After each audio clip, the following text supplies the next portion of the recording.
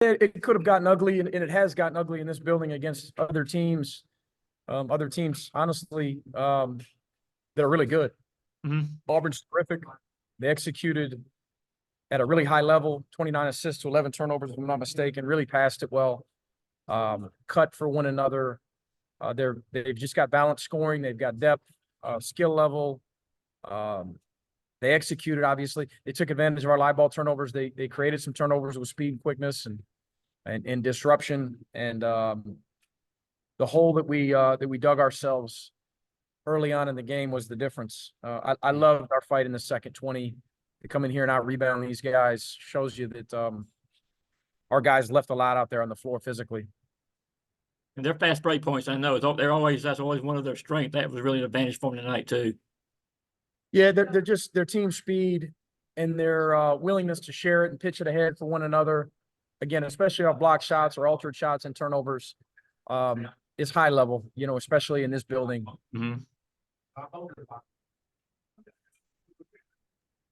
Coach, you talk about that physicality leaving out there on the floor. Silas, obviously a big part of that physicality every time. Just talk about his game out there.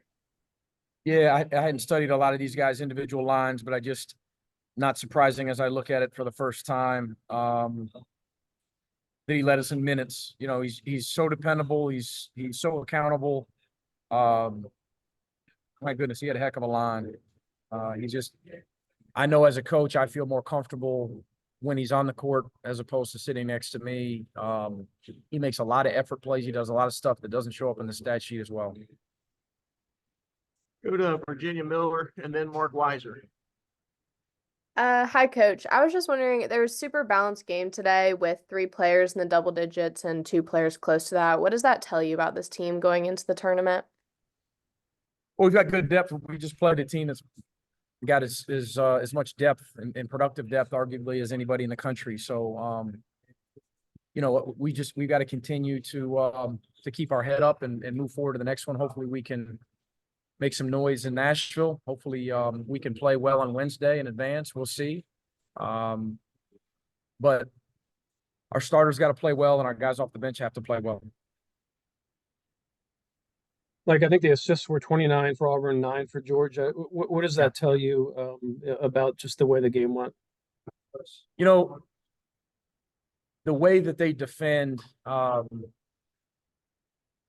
there's 3 or 4 teams in our league that have an ability to pressure the ball handler, deny wings, and funnel guards to size and length at the rim. And they do it as well as anybody. Their defensive numbers have been elite all year. Their attention to detail, of course. They were prepared, of course. But it's hard to – you can yell, move it, move it, move it all you want as a coach. A lot of times there's not a guy to pass to, So we didn't do a great job cutting in the first half. We stood behind some of those denials. The place was rocking, kind of can zap your energy at times. They switch all the screens off of the ball. 1 through 3 at least, sometimes 1 through 4. And so it got us a little bit stagnant. Not surprising that we didn't have a ton of assists. 9 was a little bit lower, though, than we needed. We tried to pack it in the paint against these guys. We allow ball movement, conversely. We're the opposite end of the spectrum defensively from these guys. We mixed in some zones. We mixed in some other some junk defenses. And they executed well. They saved their bounce. They faced up. They fanned it. They skipped it. They made extra passes. They threw high lows, and they finished. So a lot of times, when you got a really high assist number, you obviously did a good job finishing too.